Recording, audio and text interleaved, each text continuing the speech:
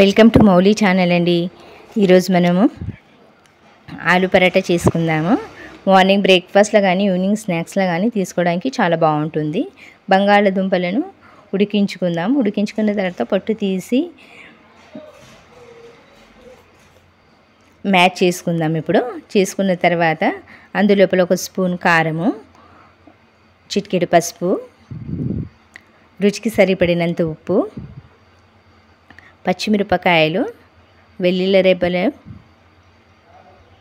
కొత్తిమీర కట్ చేసుకొని అందులోపల వేసుకుందాం. ఇప్పుడు జీలకర్ర ఒక స్పూన్ నర నువ్వులను వేసుకొని కలుపుకుందాం.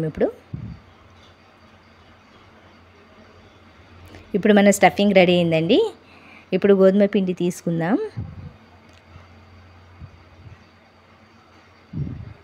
అందులో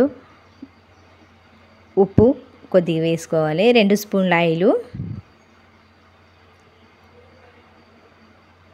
వాటర్ వేసి చపాతీ పిండిలా ముద్దలా కలుపుకోవాలి. ఒక 10-15 నిమిషాల పాటు మనం పిండిని పెట్టుకోవాలి.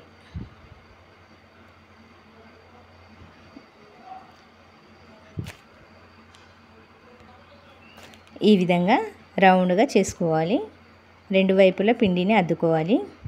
చేత్తో ఈ విధంగా మ్యాచ్ చేసుకుని పెట్టుకుంది కదా బంగాళదుంపల్ది.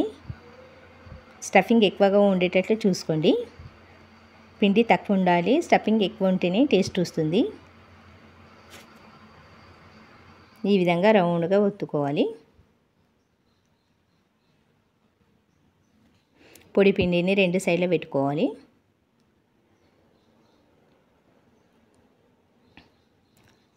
ఈ విధంగా తిప్పుకుంటూ చేస్తే అంటుకోదు కింది భాగానికి. ప్యాన్ వేడైందండి, లో ఫ్లేమ్లోనే ఉంచుకోవాలి.